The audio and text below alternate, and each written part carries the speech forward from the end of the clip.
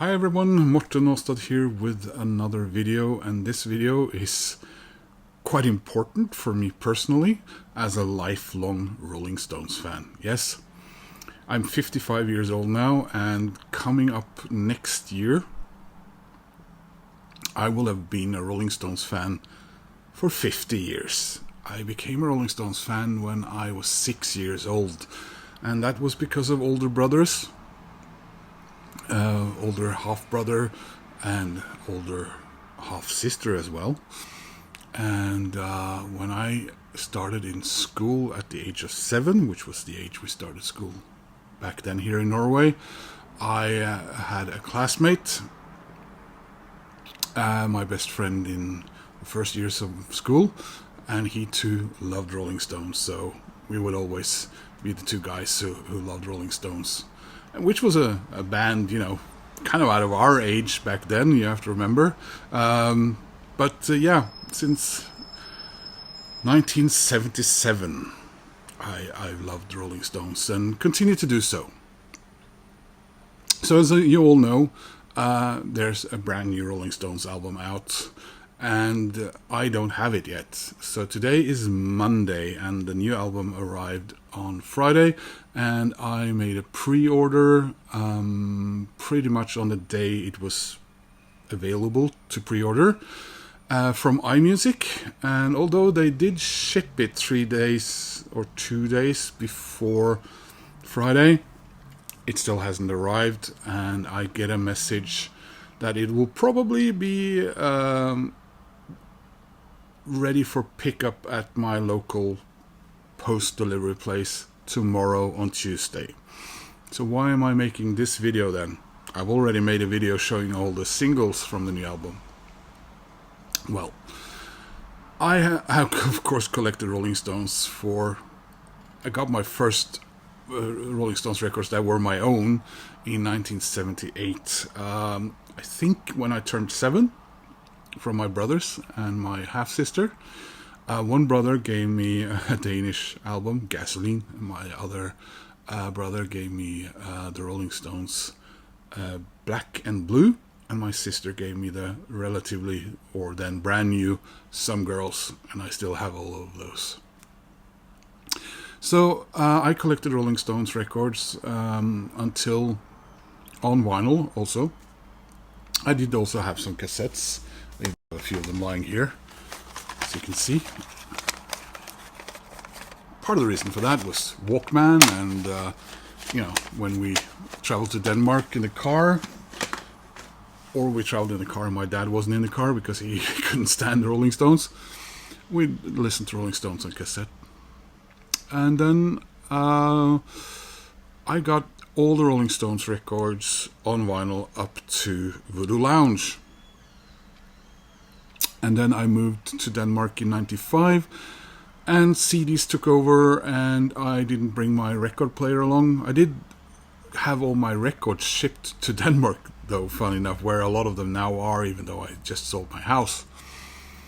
So, subsequent records I would buy on CD, and then other CDs and so on, and collecting. But when I got my record player again, when was that, 11, 12 years ago now, I did start to buy Rolling Stones on vinyl, and I started bringing back some of my old Rolling Stones from Denmark, replacing some of them because they were not really playable.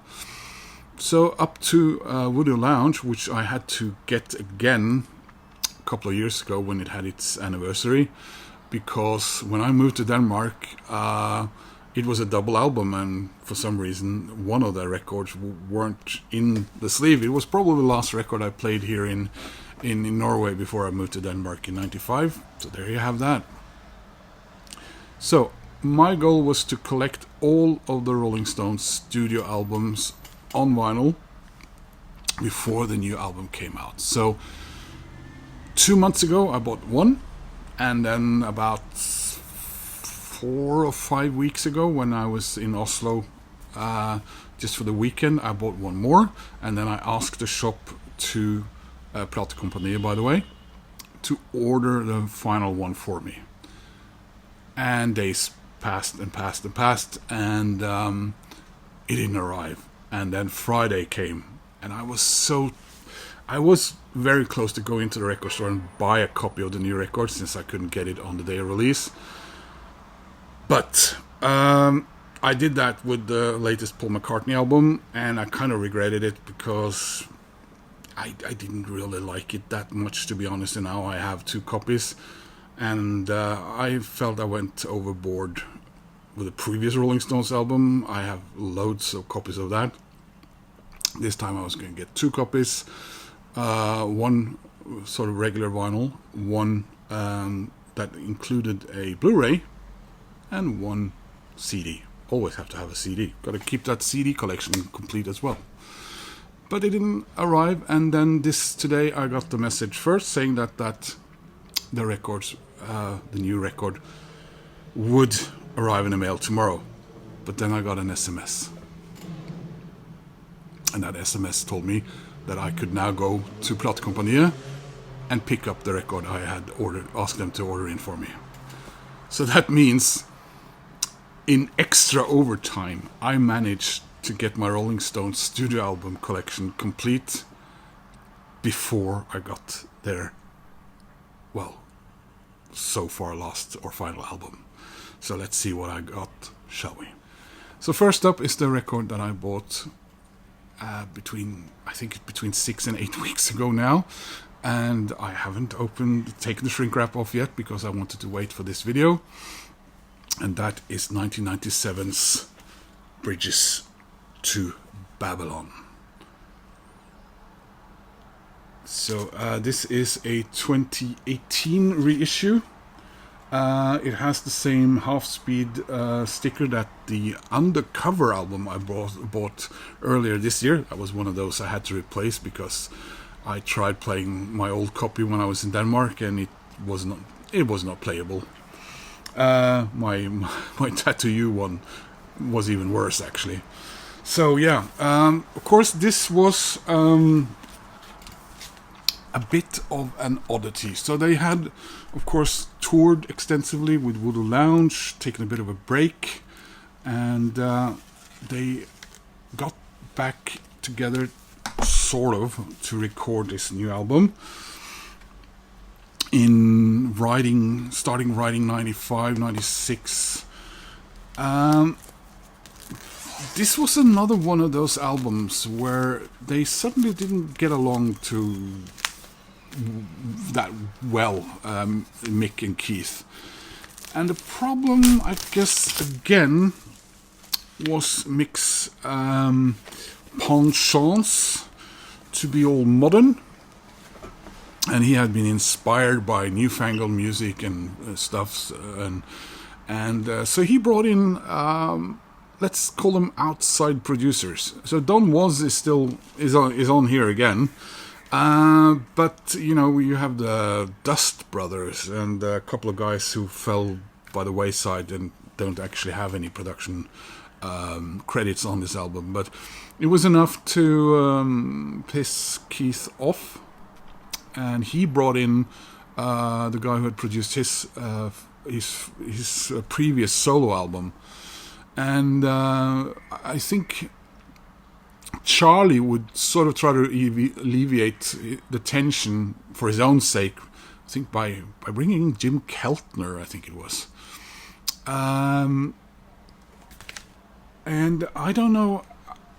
I tried to read up on Ronnie, how he was faring with this, but there doesn't seem to be much history in what he did. So apparently Mick and Keith were largely not together while recording this, and for me it's an album that it didn't resonate that much with me when it came out, because in 1997, while I was in the beginning of the year, I was still at school in Denmark, and then in the latter half of the year I moved to Copenhagen and lived there for 97 and most of 98, and so I don't really remember that much. I was kind of busy with stuff, and this was my first Rolling Stones CD in a way. But the tracks are Flip the Switch, Anybody Seen My Baby, Low Down, Already Over Me, Gunface, You Don't Have to Mean It, Out of Control, Saint of Me, Might As Well Get Juiced, Always Suffering, Too Tight, Thief in the Night, and How Can I Stop? Did not get to number one in the US or the UK, but it did make it to number one in Germany and in Norway and Sweden, not in Denmark, where it got to number 3, I think. So this is not a gatefold. This is not a gatefold. Here is the lyrics. I always liked this photo.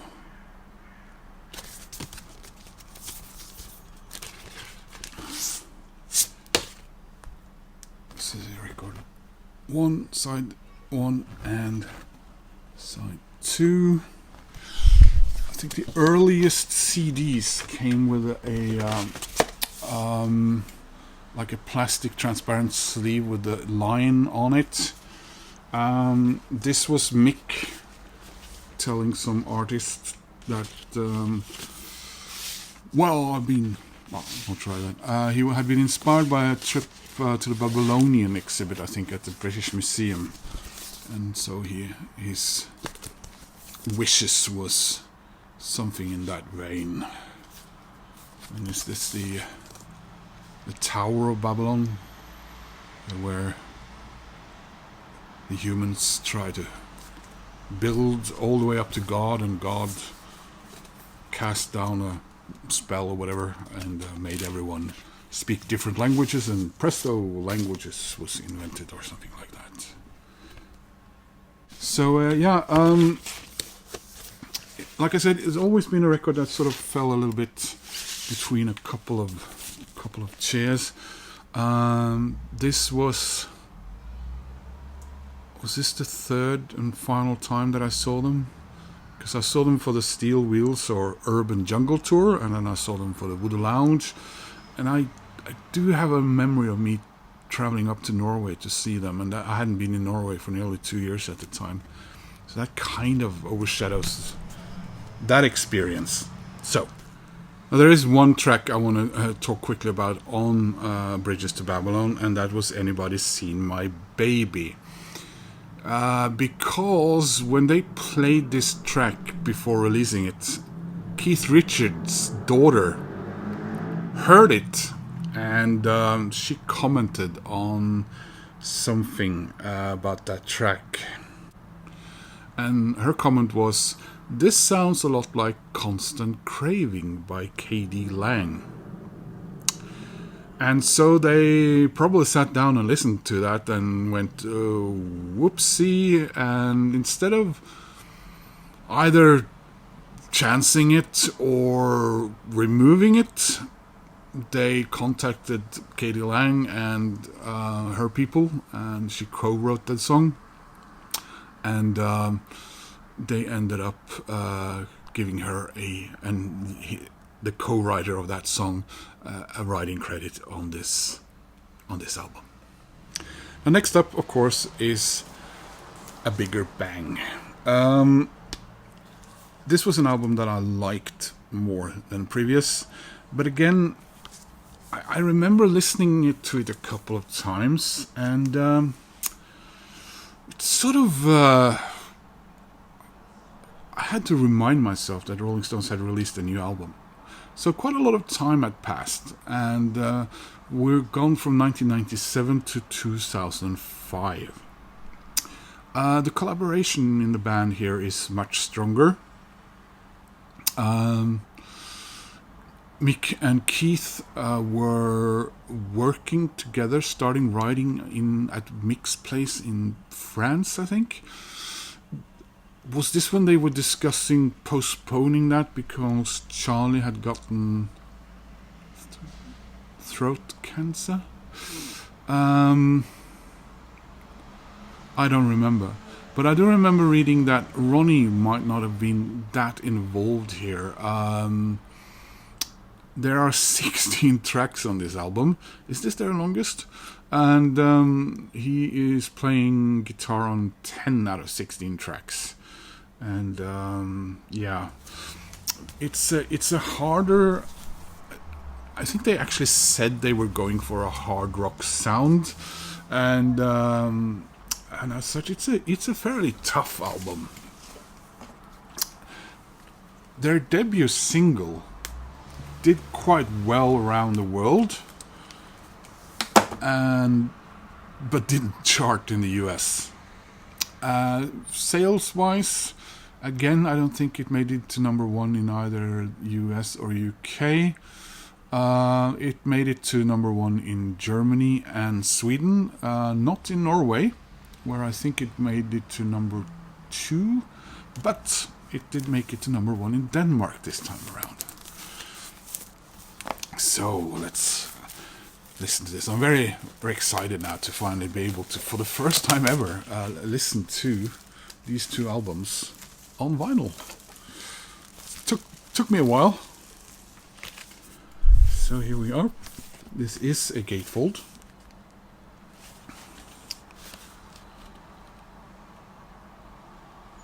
And we're down to one producer again for this album, which I guess was Don Was.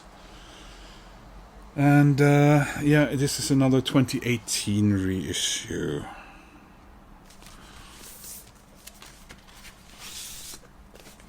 I remember I was not pleased with the style of the Rolling Stones' tongue on this one. Was the title and the Rolling Stones' A Bigger Bang, was that sort of to signify internet days of internet and so on with URLs? I don't remember, but I got the feeling anyway. Let's see here.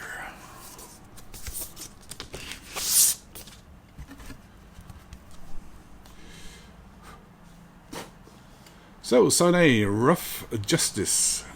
Let Me Down Slow. It Won't Take Long. Rain Fall Down. Side B, Streets of Love. Back of My Hand.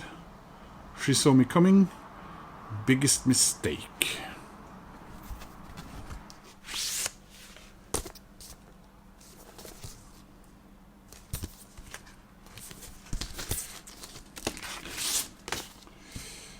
Side C, This Place Is Empty.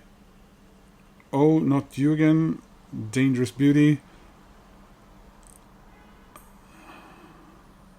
Laugh, I Nearly Died. And side D, Sweet Neocon. Look What the Cat Dragged In. Driving Too Fast. And Infamy.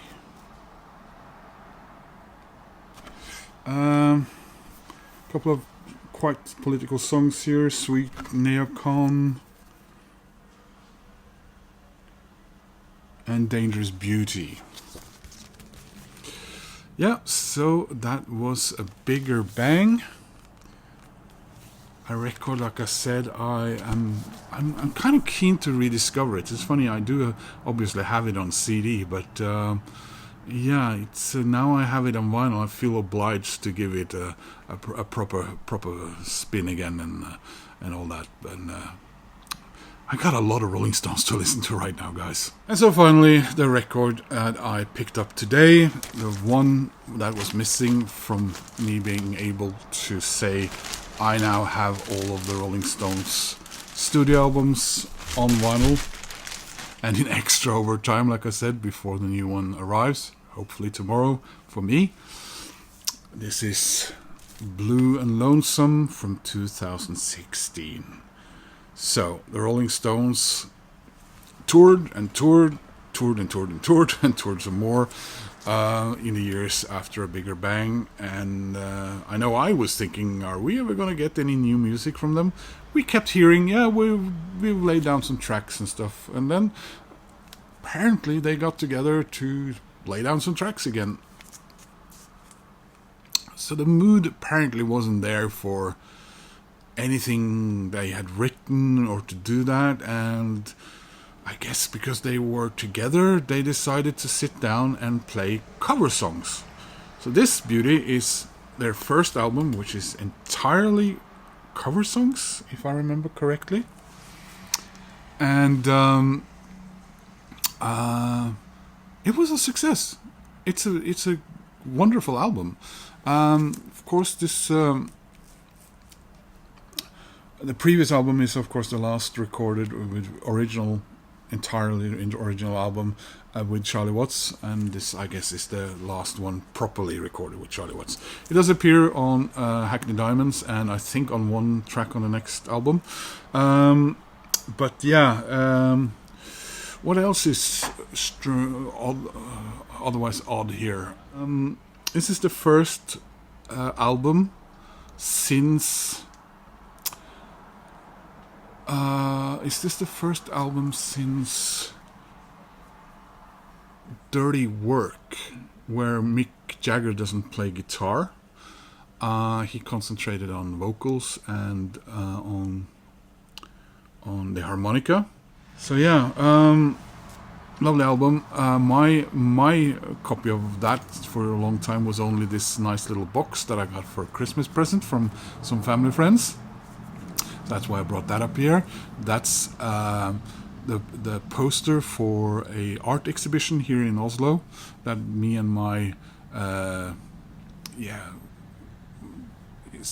reservemor or substitute mother, a very close family friend of mine, and my father, she took me to the exhibition, and then she bought a poster for me, and we got it framed. So that's the memory of my dear Aunt Unni, who passed away back in 2013. So let's have a look at this, shall we? Sorry if this gets a little lengthy. There's a lot of memories for me with the Rolling Stones and all that. There are no hype sticker on this. I don't think it's part of the other albums, half speed mastering and so on. Like the other ones, I think all of them are pressed in France. There we are.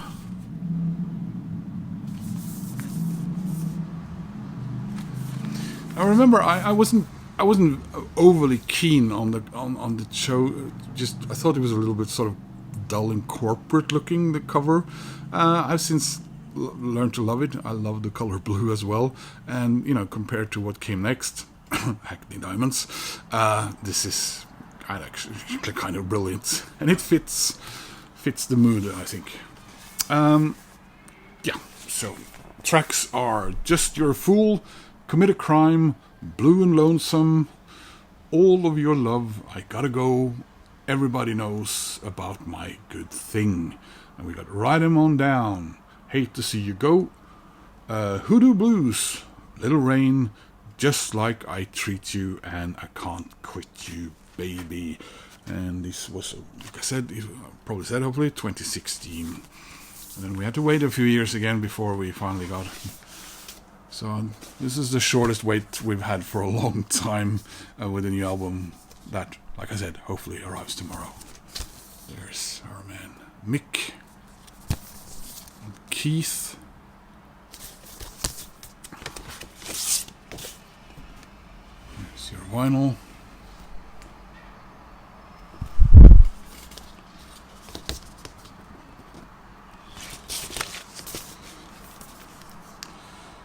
Yeah, so I'm eagerly awaiting the new album. Is Clapton on this? The thing that I'm a little bit, a little unhappy about is that they did bring Bill Wyman in to play a track on the previous album.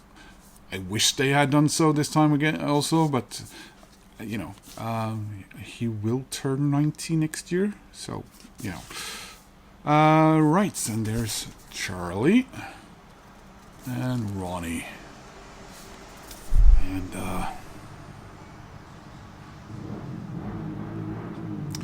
Mick Jagger, vocals and harp. Keith Richards, guitar. Ronnie Wood, guitar. And Charlie Watts, drums.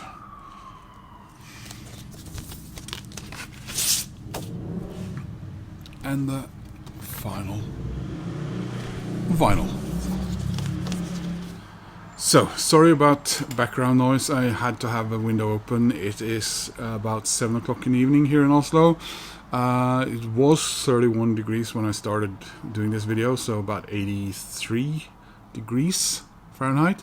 Quite warm for Oslo, and apparently either tomorrow or Wednesday they are predicting 37 degrees here in Oslo, which I think will probably break records.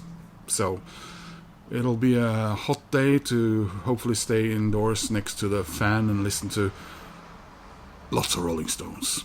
If you have any comments about this video, will you please leave them, because I enjoy your comments. Please click like, that helps my channel, and you know, if you want to subscribe, well, that makes me equally happy. I think I'm 3 away from 2,000, so that would be great if I could cross that little border there. 2,000 subscribers, yeah, that would be a neat number. And anyway, guys, I hoped that you, if you like Rolling Stones, are enjoying the new Rolling Stones album, because you probably got it pre-order, eh? And you know, and enjoying summer, or you know, what passes for winter on the other side of the planet. Hope to see you guys soon in another video. Take care. Bye bye.